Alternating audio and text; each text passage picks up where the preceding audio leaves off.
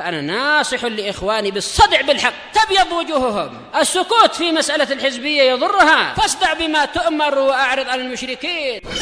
سلامي على دماج ورجالها والشيخ يحيى ودار العلم يا سعد بانيها.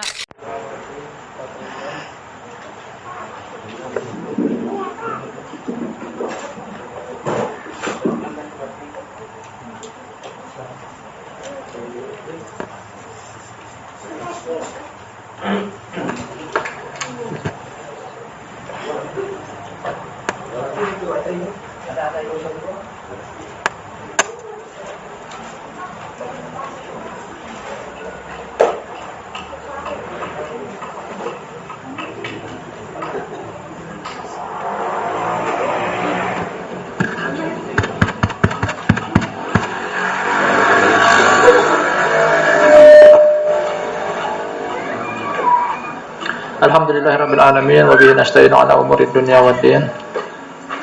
Tsumma shalatu wassalamu ala asyrafil anbiya'i wal mursalin Muhammad ibn Abdullah afdhalil anbiya wa khataman nabiyyin wa man tabi'ahu bi ihsanin ila yaumiddin. Tsumma amma ba'du.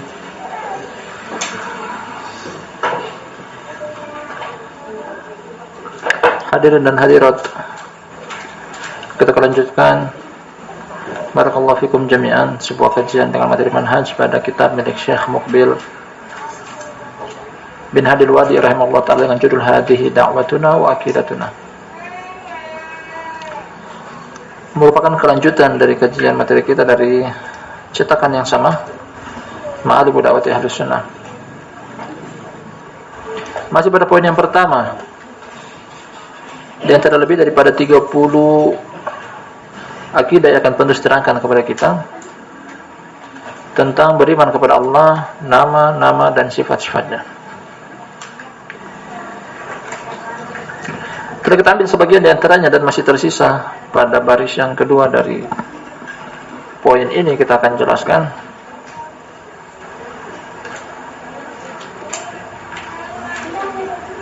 Sebelumnya kita akan buat kesimpulan dari apa yang telah kita ambil tentang nama dan sifat Allah. Sang penulis Syekh Muqbil rahmatullahi alaihi menjadikan ini termasuk perkara keimanan, beriman kepada Allah.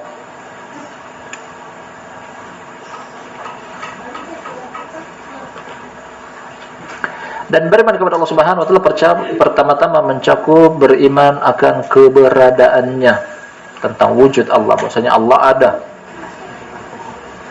Bukan seperti apa ditetapkan oleh ahlu filsafat dan ahlul kalam. Mereka mengatakan bahwasanya Allah Subhanahu wa taala ada hanya berupa hayalan, tidak ada wujudnya. Allah hanya ada berada di benak.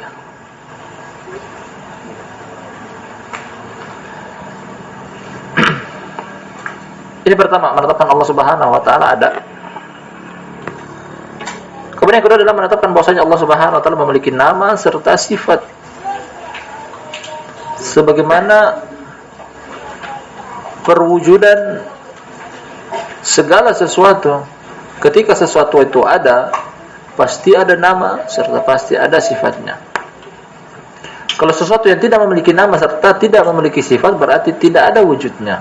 Allah Subhanahu wa taala ada, paling pertama dalam materi ini. Kemudian yang kedua adalah menetapkan bahwasanya Allah memiliki nama serta memiliki sifat.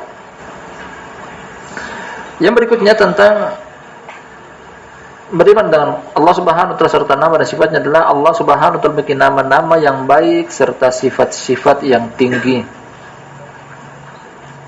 Landasan hukumnya adalah kata Allah Subhanahu wa taala, walillahil asmaul husna fad'uhu biha.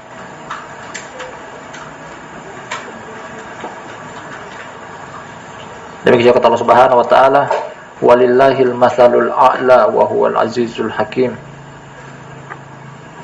Nama Allah Subhanahu wa taala adalah nama-nama yang indah, baik, serta sifat-sifat Allah adalah sifat-sifat yang tinggi, terpuji sesuai dengan kebesaran serta keagungannya. Dari sinilah berporos kajian pertama, poin pertama dari hadhihi da'watuna wa aqidatuna milik Syekh Mukbil, bahwasanya nama Allah dan sifatnya diambil dari dua sumber utama.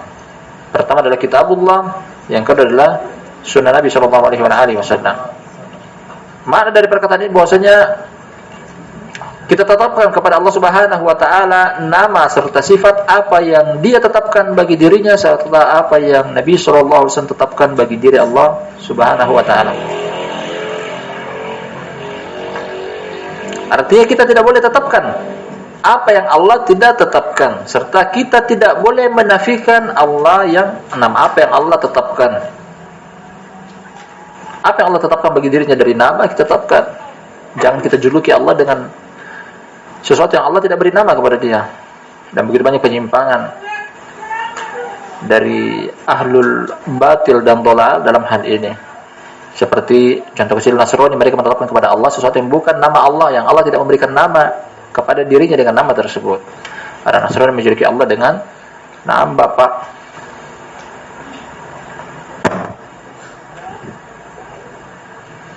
Dalam hal penafian sama.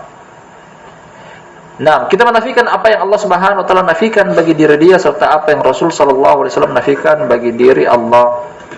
Artinya, tidak boleh kita tetapkan apa yang Allah nafikan, serta tidak boleh kita nafikan apa yang Allah Subhanahu wa taala tidak nafikan. Jadi koridornya seperti itu. Allah yang paling tahu tentang dirinya, oleh karena itu kita tetapkan kepada Allah apa yang Allah tetapkan. Allah yang paling tahu tentang dirinya, oleh karena itu kita nafikan apa yang Allah Subhanahu wa taala nafikan bagi diri Dia. Kemudian kaidah berikutnya dari poin yang pertama ini, dalam menetapkan nama Allah dan sifatnya serta dalam menafikan nama Allah dan sifatnya, hindari 5 perkara ini. Ini yang tidak boleh: tahrif, ta'wil, tamtsil, tashbih, dan ta'til. Satu persatu kita akan kaji pada 6 kajian kita malam hari yang berbarokah ini. Pertama-tama kita akan baca ayatnya, barakallahu fiikum, dari dalam Al-Qur'anul Karim, merupakan fondasi kita pada kajian kita di Asma wa Sifat. Pada sebuah ayat dalam Al-Qur'an kata Allah Subhanahu wa taala, "Laisa kamitslihi syai'un wa huwas samiul basir." Nah, laisa kamitslihi syai'un wa huwas samiul basir. Dalam satu potongan ayat ini terdapat 2 rukun yang tidak boleh dipisah satu sama yang lainnya. Kalau hanya mendekat satu rukun saja, tidak melengkapi dengan rukun yang lain, belum sempurna penetapan atau penafian nama dan sifat Allah. 2 rukun tersebut adalah laisa kamitslihi syai'. Ini rukun yang pertama. Tidak ada yang serupa dengan Allah. Allah memiliki wujud. Mungkin makhluk pun memiliki wujud. Hanya saja wujud Allah dengan wujud makhluk tidak sama. Nah, dari segala sisi, dari segala segi tidak sama. Meskipun mungkin pada sebagian nama dan sifat sama, tapi hakikatnya berbeda. Makanya datangkan dengan rukun yang kedua pada potongan akhir dari ayat ini, wa huwas samiul basir. Setelah yang di depan adalah penafian Allah tidak sama dengan siapapun, dengan sesuatu apapun. Allah tetapkan wa huwas samiul basir, dan Dia memiliki sifat, yakni Allah Maha mendengar serta Maha melihat. Nah, Maha mendengar dan Maha melihat ini mungkin sama pada sebagian makhluk bisa melihat, sebagian makhluk bisa mendengar, tapi kita kembalikan pada rukun yang pertama tadi, bahwasanya pendengaran Allah tidak sama dengan pendengaran makhluk, penglihatan Allah tidak sama dengan penglihatan makhluk.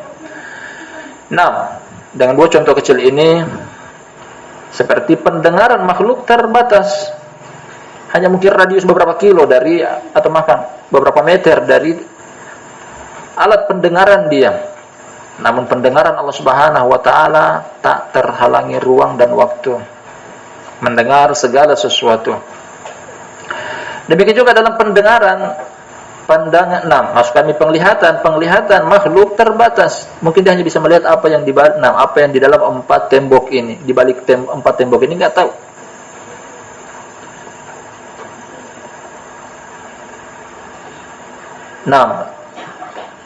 Jarak pandang mungkin lebih daripada 100 meter dia enggak tahu.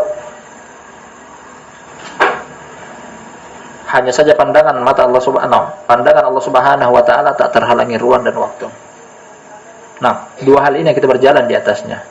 Penetapan Allah Subhanahu wa taala menetapkan bahwasanya Allah memiliki nama dan memiliki sifat. Nama Sami, As-Sami, sifatnya adalah Maha mendengar. Nama Al-Basir, sifatnya adalah Maha melihat. Namun pendengaran Allah dan penglihatan Allah tidak sama dengan makhluk. Laisa kamitslihi syai'un. 5 perkara yang kita hindari ketika menetapkan dan menafikan nama Allah Subhanahu wa taala min ghairi tahrifin. Tahrif telah kita terangkan sekilas pada pertemuan sebelumnya bahwasanya tahrif artinya adalah memalingkan. Atau maknanya adalah merubah. Tahrif, merubah. Yang para ulama mengkategorikan tahrif atau merubah pada 2 hal. Pertama, merubah lafaz. Yang kedua, atau merubah makna. Yang kedua-duanya adalah tidak boleh. Perubahan lafaz seperti juga pada perkataan Allah Subhanahu pada surat Al-Maidah, ini di luar asma wa sifat, namun terjadi juga tahrif. Dari surat Al-Maidah kata Allah Subhanahu wa taala, ya ayyuhalladzina amanu idza qumtum ila sholati faghsilu wujuhakum wa aydiyakum ilal marafiqi wamsahu bi ru'usikum wa arjulakum. Dari 4 atau 5 anggota wudu yang wajib untuk dicuci dan dibasuh, Allah sebutkan secara tertib berurutan. Wahai orang-orang beriman, apabila kalian hendak bangkit untuk salat, maka cucilah wajah-wajah kalian serta tangan-tangan kalian sampai sikut kalian. Basuhlah kepala kalian dan cuci kaki kalian sampai mata kaki kalian. Dengan lafaz ini datang dengan bacaan yang sahih. Kita ulangi ayatnya, kata Allah Subhanahu wa taala, faghsilu wujuhakum wa aydiyakum ilal marafiqi wamsahu bi ru'usikum. Bi ru'usikum, bi huruf jar, ru'usi isim majrur. Makanya ru'us dengan majrur. Basuhlah kepala-kepala kalian. Tapi ketika tiba pada ayat yang setelah itu, wa arjulakum, datang dengan fathah, artinya adalah mansub. Karena waw ini maknanya adalah cuci sebagaimana mencuci kam. Karena dalam 2 hal, dalam anggota wudu yang wajib, 2 hal yang kita menyikapi dengan perbedaan. Yang pertama adalah mencuci dan dibasuh.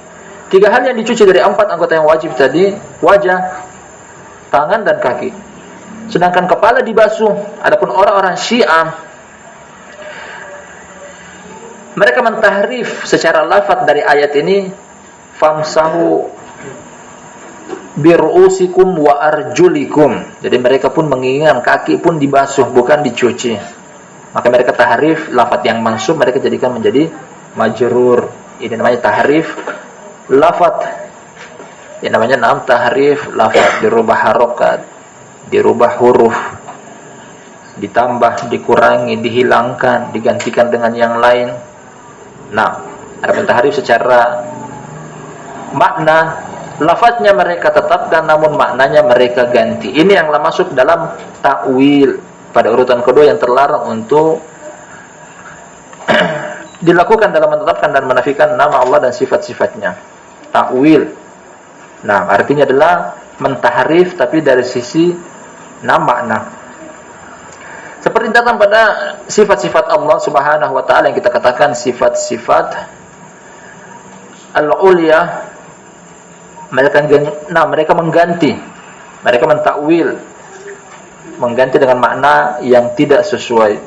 Seperti datang lafaz mata. Allah Subhanahu wa taala memiliki mata, datang dalam Al-Qur'an serta datang dalam hadis. Tapi ahlul batil mentakwil mata, mereka katakan Allah tidak memiliki mata, namun yang dimaksud dengan mata di situ adalah makna pengawasan. Ini namanya takwil. Nah, ditakwil dengan pengawasan. Allah melihat, mengintai dan mengawasi. Namun bukan berarti Allah Subhanahu wa taala memiliki mata. Atau lafaz al-yad artinya adalah tangan. Nah, begitu banyak datang lafaz tangan milik Allah Subhanahu wa taala dalam Al-Qur'an serta dalam hadis. Mereka mengatakan bahwasanya Allah tidak memiliki tangan hakiki, hanya saja makna dari tangan di situ adalah kekuatan. Nah, maknanya adalah kekuatan. Ini namanya takwil, dan ini pun tidak boleh mentakwilkan makna tangan dengan kekuatan, makna mata dengan pengawasan atau pengintaian dan semisalnya. Insyaallah mudah dipahami. Berikutnya adalah wala tamtsil wala tashbih. Kedua ini mirip, namun ada perbedaan. Tamtsil artinya adalah sebab mereka gunakan dengan lafaz takyif. Tamtsil, tashbih. Nah, sebab mereka gunakan dengan lafaz takyif artinya adalah menyerupakan, menyamai, menyamakan. Contoh paling kecil barakallahu fikum dari dua kelompok yang sesat, pertama Yahudi, yang kedua Nasrani, dalam nama dan sifat-sifat Allah Subhanahu wa taala. Dua kelompok ini selalu berada pada dua poros yang berbeda dan bertentangan. Pertama, orang-orang Nasrani. Mereka menyamakan makhluk dengan Allah. Sedangkan orang Yahudi berada pada poros yang berbeda, mereka menyamakan Allah dengan makhluk. Dari sisi mana? Kita mulai dengan orang Nasrani, mereka menyamakan makhluk dengan Allah. Artinya Nabi Isa alaihi salam mereka angkat sampai pada tingkatan rububiyah. Yang mana rububiyah adalah hak Allah Subhanahu wa taala, mereka menyamakan antara makhluk si Nabi Isa alaihi salam sama derajatnya dengan Allah Subhanahu wa taala. Ini namanya menyerupai.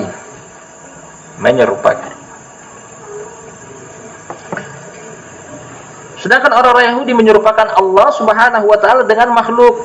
Artinya Allah Subhanahu direndahkan sampai derajatnya sama dengan makhluk.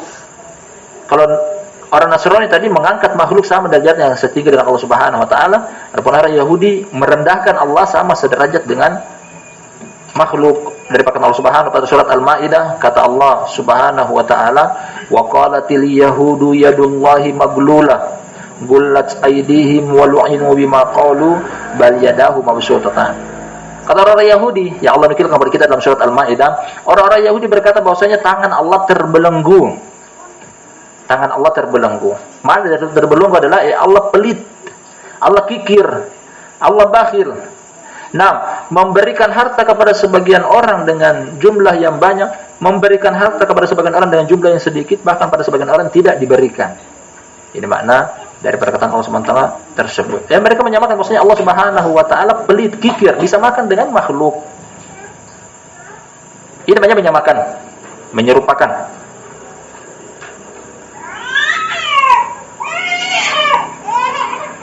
Serta yang terlarang dalam hal ini juga adalah untuk takyif, membagaimanakan. Allah Subhanahu wa taala jangan pernah dibayangkan bagaimana wujudnya. Meskipun datang kepada kita dengan lafaz yang kita pahami. Allah punya mata, kita paham mata bagaimana, punya kita, tapi jangan pernah membayangkan bagaimana mata Allah Subhanahu wa taala. Apakah di atasnya ada buluh mata? Kemudian di antara warna mata kita, hitam dan putih. Ada kelopak, ada retina, ada alis, dan seterusnya. Jangan pernah membagaimanakan. Ini terlarang, membagaimanakan bagaimana wujud Allah Subhanahu wa taala dalam seluruh sifat yang datang kepada Allah. Kaki, Allah Subhanahu wa taala memiliki kaki. Namun jangan kita pernah bayangkan bagaimana kaki kita kemudian kita nisbahkan kepada Allah Subhanahu wa taala. Kenapa demikian? Karena tak seorang pun pernah melihat wujud Allah Subhanahu wa taala. Oleh karena itu kita enggak pernah tahu. Jadi karena itu juga pada bab yang setelahnya bahwasanya di kehidupan dunia tak seorang makhluk pun, siapapun dia, yang pernah melihat wujud Allah Subhanahu wa taala. Kalau kita pernah melihat sesuatu kemudian kita ingin ceritakan kepada orang, kita bisa bayangkan, terangkan kepada dia yang mirip dengan benda tersebut. Barusan keluar HP keluaran Jepang, mirip dengan Samsung, merek ini dan merek itu. Terbayang bagi sebagian orang karena dia pernah melihat sesuatu yang dipermisalkan tadi. Tapi kalau untuk membayangkan tentang Allah Subhanahu wa taala, tak seorang pun dari kita pernah melihatnya. Makanya jangan dibayangkan, jangan dibagaimanakan. Nah, meskipun datang dengan lafaz yang datang suatu hadis dari sisi lafaz sahih namun sanadnya lemah, hanya saja maknanya tepat.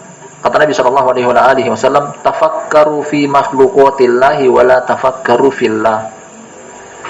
Naam, tafakkaru fi makhluqatillahi wa la tafakkaru fillah. Cermatilah atau bayangkanlah tentang makhluk-makhluk ciptaan Allah, namun jangan pernah bayangkan tentang Allah. Karena kalau kita mau bayangkan, kita serupakan dengan siapa? Dari sifat yang datang kepada kita akan Allah Subhanahu wa taala. Jangankan perbedaan yang begitu jauh antara makhluk dengan Allah Subhanahu wa taala, pada makhluk dengan makhluk saja tidak sama. Nah, manusia, kita sebagai manusia punya kaki, meja pun punya kaki, tapi meja kaki dengan meja manusia tidak sama. Makanya jangan pernah membayangkan bagaimana sih kaki Allah Subhanahu wa taala. Wala ta'til, yang terakhir adalah tidak menolak. Dan tidak menolak. Menolak di sini terdapat beberapa pembagian. Ada menolak secara total keseluruhan, ada menolak secara sebagian.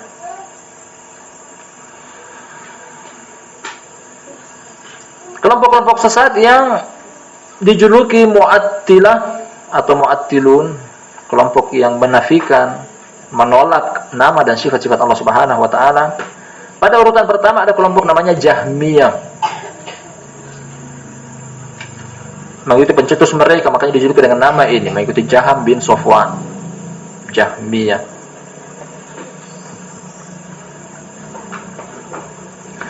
Mereka menafikan seluruh nama dan sifat-sifat Allah Subhanahu wa taala dengan anggapan mereka Allah tidak memiliki nama, Allah tidak memiliki sifat.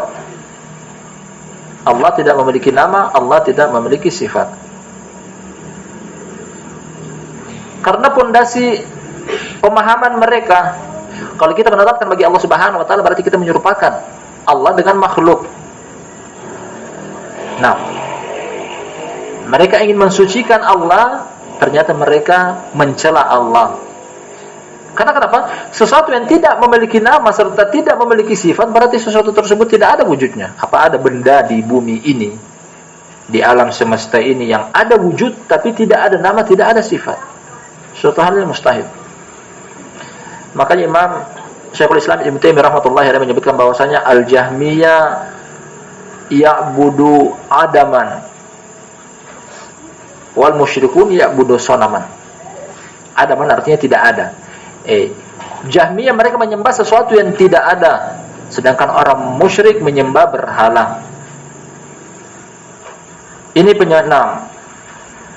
penolakan makna secara total.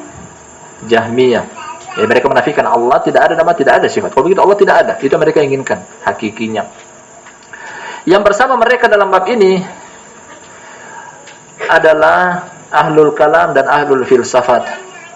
Jadi ahlul kalam, ahlul filsafat juga termasuk al-mu'attilah. Mu'attili menafikan, menolak. Karena mereka mengatakan bahwasanya Allah Subhanahu wa taala tidak memiliki wujud. Allah Subhanahu wa taala hanya di hayalan, di benak setiap kita, di imajinasi setiap kita. Sama dengan malaikat. Malaikat tidak ada wujudnya. Jin, syaitan tidak ada wujudnya. Ahlul filsafat dan ahlul kalam menetapkan bahwasanya malaikat ungkapannya adalah perangai baik manusia. Ketika manusia berbuat baik, nah itu ungkapan tentang malaikat. Sedangkan jin adalah perangai jelek si manusia. Hakikatnya tidak ada, hanya pada pola pikir kita, di imajinasi kita.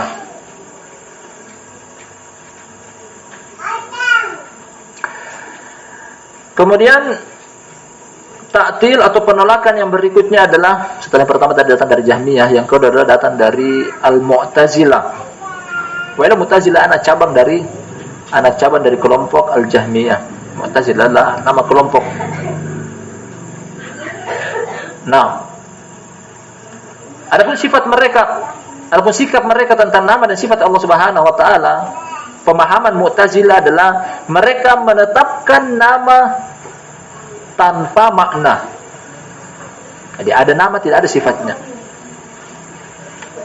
Ini Mu'tazilah. Jadi mereka menetapkan nama, Allah memiliki nama, tapi makna dari nama tersebut tidak ada. Jadi mereka menetapkan maksudnya Allah Ar-Rahman, tapi Allah tidak penyayang. Allah memiliki sifat Al-Ghadab, tapi Allah tidak pemarah.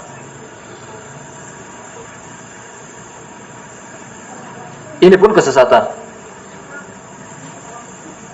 Allah Al-Hayy, tapi tidak hidup.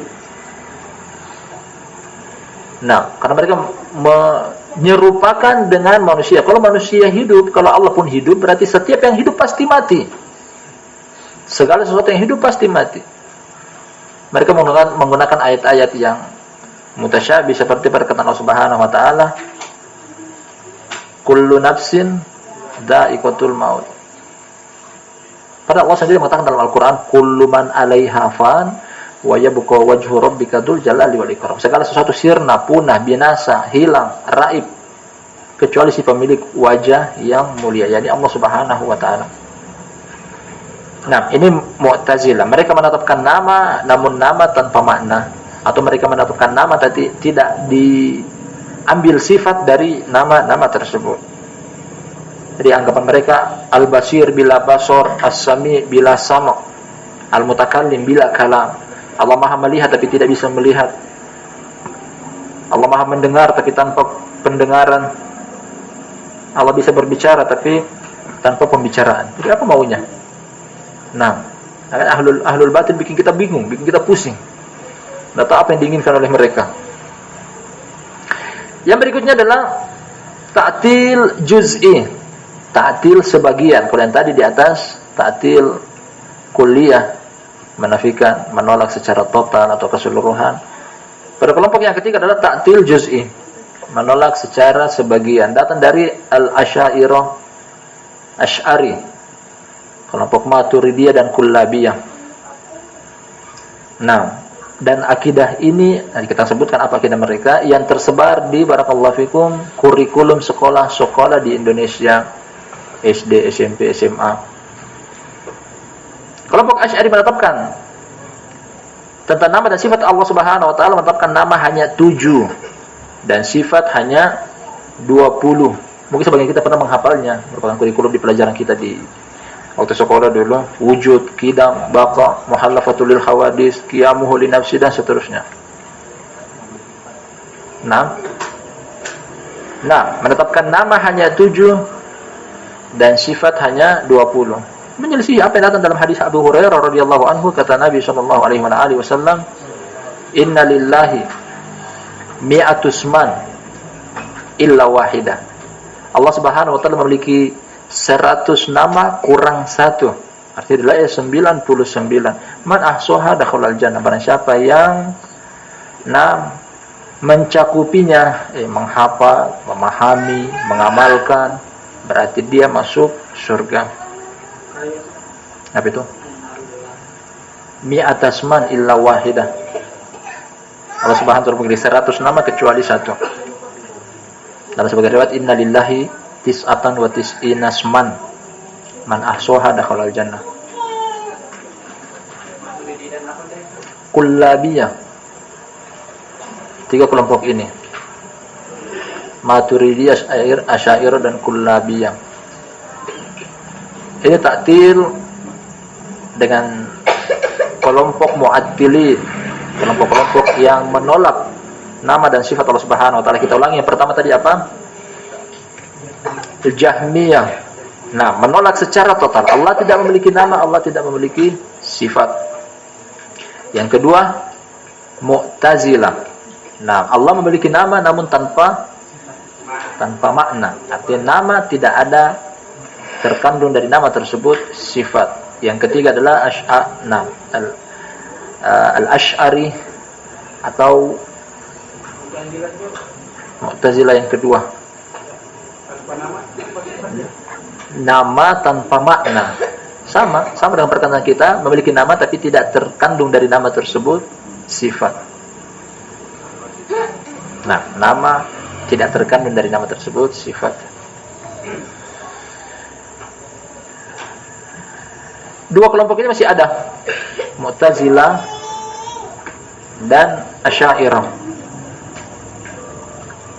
Bahkan sumber-sumber dua kelompok ini merajalela. Nah, kalau kita menengok tentang terjemahan Al-Quran yang ada, yang tersebar di Indonesia, belum ada yang bersih tafsir salafiyah terjemahan. Nah, yang buatan Kementerian Agama dari tahun 80-an bahkan 70-an, ada beberapa orang diamanatkan untuk menerjemahkan Al-Quran. Nah, terjemahan mereka tidak lepas dari pemahaman Asy'ari. Jadi mereka menafikan atau mereka mentakwil bahwasanya Allah Subhanahu wa taala memiliki nama ini tapi ditakwil dengan makna yang lain. Belum ada yang kita jumpai di Indonesia sekarang, terjemahan Indonesia yang terjemahannya terjemahan salafiyah. Makanya baca terjemahan dengan serba hati-hati, jangan sampai kita terjerumus ke dalam hal-hal tersebut. Yang mempopulerkan madhab ini di Indonesia termasuk NU, termasuk Muhammadiyah, juga mereka menggunakan pemahaman asma wa sifat, pemahamannya Asy'ari. Atau kebanyakan ahlul batil di Indonesia menggunakan ini, yang ketika berbicara selalu menyudutkan ahlu sunnah dengan lafaz-lafaz Wahabi. Nah, karena mereka inginkan adalah orang-orang Wahabi adalah orang-orang yang menetapkan bahwasanya Allah memiliki jasad, dengan diistilahkan dengan al-mujassimah atau yang semisalnya. Barakallahu fikum jami'an. Kesimpulan dari bab ini tentang poin yang pertama yang penulis Syekh Mukbir rahmatullahi alaihi bawakan kepada kita dalam kitab beliau Hadhihi Da'watuna wa Aqidatuna, bahwasanya ini adalah hal yang lazim untuk diimani. Boleh jadikan pertama perkara keimanan. Jadi yang menyelisihi ini adalah ahlul bid'ah. Bahkan sebagainya kafir karena mengingkari tentang Allah Subhanahu wa taala, nama dan sifatnya adalah, konsekuensinya adalah kekafiran. Buah hasil dari mempelajari nama dan sifat-sifat Allah Subhanahu wa taala adalah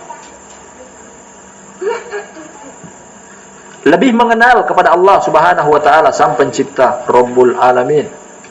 Ini buah hasil pertama. Semakin kenal kita kepada Allah Subhanahu wa taala, kalau kita mengenal bahwasanya Allah memiliki nama, dan antara nama Allah Subhanahu wa taala adalah pemberi rezeki, Ar-Razzaq. Kalau begitu kita minta rezeki kepada Allah, jangan minta kepada orang tua, jangan minta kepada atasan, jangan minta kepada bos.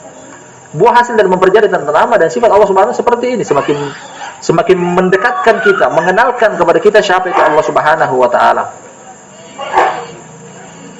Juga kata Allah Subhanahu semisal dalam perkataan Allah pada surat Ar-Ra'd, "Nabbi ibadi anni anal ghafurur rahim wa anna adabi huwal adabul alim." Kata Allah Subhanahu wa taala, sampaikanlah wahai Muhammad kepada hamba-hambaku, aku adalah zat yang maha mengampuni dosa.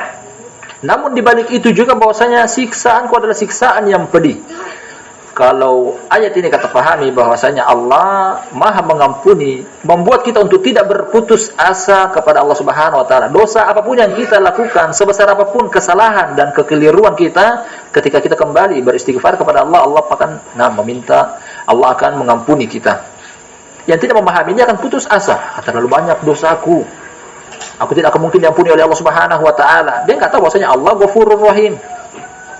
Sisi yang kedua, wa anna adabi wal adabul alim, bahwasanya siksaanku adalah siksaan yang teramat pedih, membuat orang takut untuk melakukan maksiat kepada Allah Subhanahu wa taala. Kalau orang yang masih berbuat maksiat kepada Allah karena dia enggak tahu ayat ini, anna adabi wal adabul alim, belum tahu api neraka. Coba sendiri di api kehidupan dunia. Yang kata Allah Subhanahu, kata Nabi sallallahu alaihi wasallam, 70 kali lipat dari api kalian di kehidupan dunia. Jadi mengenalkan kita siapa itu Allah Subhanahu wa taala, apa sifatnya. Nah, ini buah hasil dari mempelajari tentang nama-nama dan sifat-sifatnya.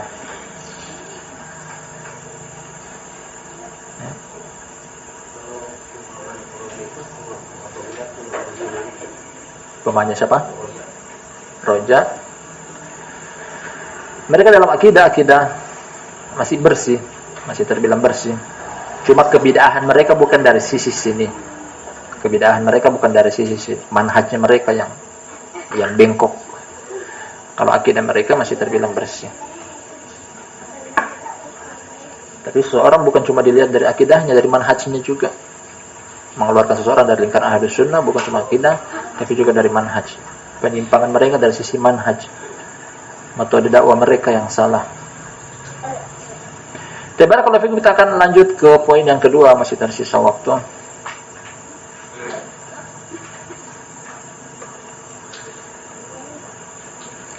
Kata Syekh Mukbir rahmatullahi alaih, as-sani, poin yang kedua dari kitab beliau, hadhihi da'watuna wa aqidatuna, ini adalah dakwah kami dan keyakinan kami.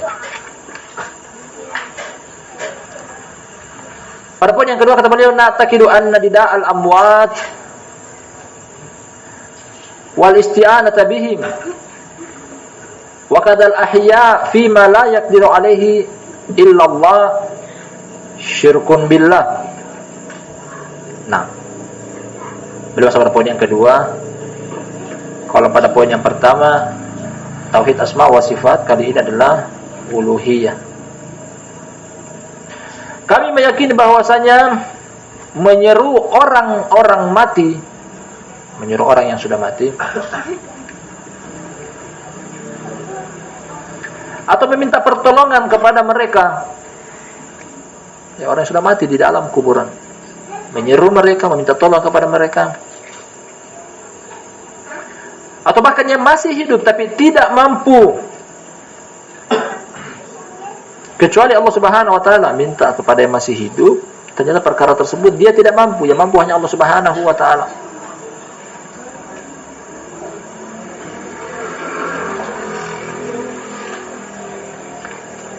Seperti orang sebagian masih hidup kemudian minta, wahai fulan, terjadi musim kemarau, turunkan hujan. Menurunkan hujan hanya Allah Subhanahu wa taala yang mampu.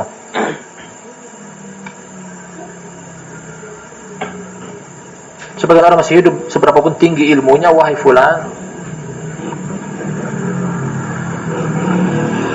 cegahlah kepada kami bencana atau musibah. Hanya Allah yang mampu untuk hal tersebut.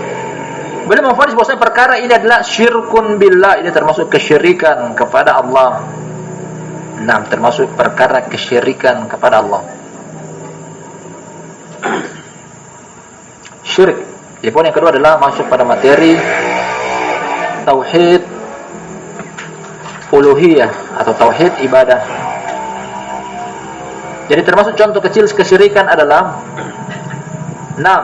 menyeru atau meminta kepada orang yang sudah mati, atau minta tolong kepada mereka, atau bahkan yang masih hidup, hanya saja sesuatu yang kita minta tersebut tidak ada yang mampu kecuali Allah, maka ini adalah perbuatan kesyirikan. Kita keterangan dulu tentang apa itu kesyirikan, kemudian kita kaitkan dengan contoh yang boleh bawakan. Syirik, apa itu syirik? Sebagian orang awam ketika misalkan dengan syirik artinya adalah dengki, iri. Syirik, nah artinya adalah engkau iri dengan apa yang ada padaku. Pada syirik lebih daripada itu, membuat kekal pelakunya di dalam neraka. Syirik adalah apa yang ditafsirkan sendiri oleh Nabi Shallallahu Alaihi Wasallam. Ini pengertian yang paling dekat, paling tepat. Ketika Abdullah bin Mas'ud radhiyallahu anhu bertanya kepada beliau, ya Rasulullah, ayyudz dzambi a'dzam, wahai Rasulullah, dosa apakah yang paling besar? Beliau menjawab, anta ja'ala lillahi niddan wa huwa khalaqaka. Dosa besar yang paling besar adalah engkau menjadikan kepada Allah tandingan, padahal dialah yang telah menciptakan engkau. Tandingan dalam segala hal. Allah pemberi rezeki, kita jadikan ada makhluk yang bisa memberikan rezeki. Allah yang menghidupkan dan mematikan, kita yakini ada makhluk yang bisa menghidupkan serta mematikan. Allah yang mengatur alam semesta, satu-satunya, tidak ada sekutu baginya. Kita tetapkan bahwasanya ada sebagian makhluk yang bisa ikut mengatur alam semesta. Allah yang mendatangkan bencana, Allah pula yang mengangkatnya. Kita meyakini bahwa sebagian makhluk bisa mendatangkan bencana, bisa juga mengangkatnya. Ini namanya syirik, menjadikan kepada Allah tandingan dalam hak prerogatif Allah Subhanahu wa taala, hak rububiyah, hak mencipta, hak memberi rezeki, hak mengatur alam semesta, hak mendatangkan manfaat serta menolak mudarat. Mutlak milik Allah, tanpa sekutu baginya. Nah, merupakan kesyirikan adalah apabila kita tetapkan hak yang mutlak milik Allah kita terapkan pada sebagian makhluk. Ini syirik.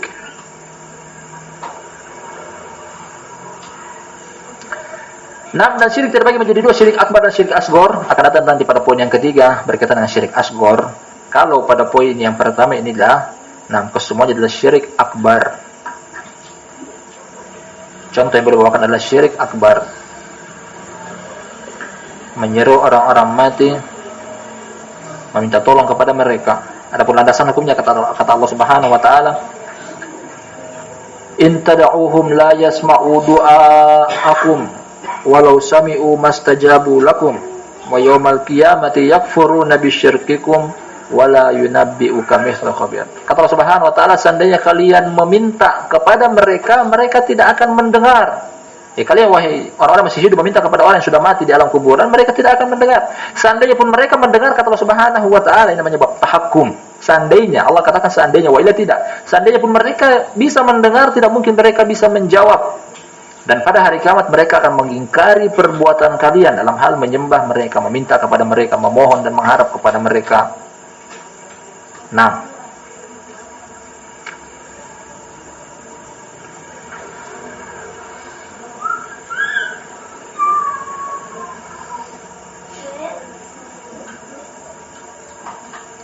dan ini perbuatan syirik akbar. Adapun apa itu perbedaan antara syirik akbar dan syirik asgor, kita akan kaji nantinya ketika tiba pada poin yang ketiga, karena dua hal ini boleh dibawakan secara tertib yang indah, akbar dan asgor, insyaallah pada poin yang ketiga. Baik, mungkin cukup apa yang telah kita ambil pada pertemuan kita sore hari ini, dan poin yang berikutnya kita akan ambil pada lain waktu. Terima kasih banyak atas kehadirannya, lebih dan kurangnya mohon dimaafkan. Kita tutup dengan doa kafaratul majlis. Subhanakallahumma wa bihamdika asyhadu an la ilaha illa anta astaghfiruka wa atubu ilaik.